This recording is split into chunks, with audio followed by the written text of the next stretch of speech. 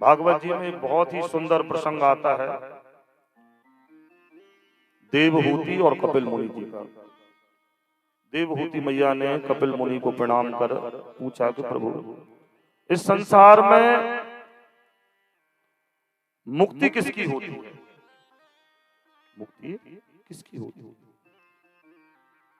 क्या मन की मुक्ति होती है, शरीर की होती है, या आत्मा की होती है? कपिल जी ने बहुत सुंदर बात कही कि मैया, इस संसार में शरीर हमें यहीं से प्राप्त होता है। यह जो शरीर मिला है, क्षिति जल पावन गगन समीरा पंच रचित अति अधम शरीरा।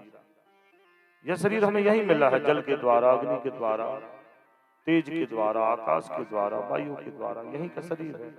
और शरीर यहीं छूट जाएगा, शरीर को कोई साथ में नहीं ले जाएगा। तो बोले जो चीज साथ में नहीं जाएगी उसकी मुक्ति का कोई विचार ही नहीं, उसकी मुक्ति कैसे होगी? और बोले आपने कहा मैया क्या मुक्ति आत्मा की होती है? तो बोले आत्मा तो अजर अमर है, आत्मा के ऊपर कभी कोई प्रभाव नहीं पड़ता। गीता जी में श्लोक आता है, नैनम छद्रंती सात्राणी नैनम दहकी पावकः।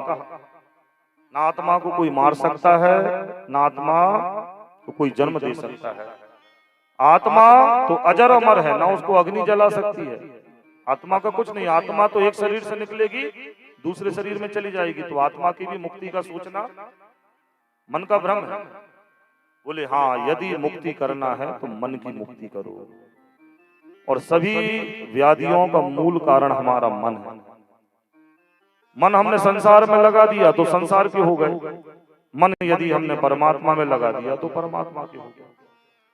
कहते हैं यदि हमें अपनी मुक्ति का कोई मार्ग चाहिए तो वह केवल और केवल हमारा मन है। मन को हम किस दिशा में ले जाते हैं? कपिल भगवान कहते हैं, माँ यदि हमने अपने मन को मनमोहन के चरणों में लगा दिया तो हमारा कल्याण निश्चित हो जाएगा।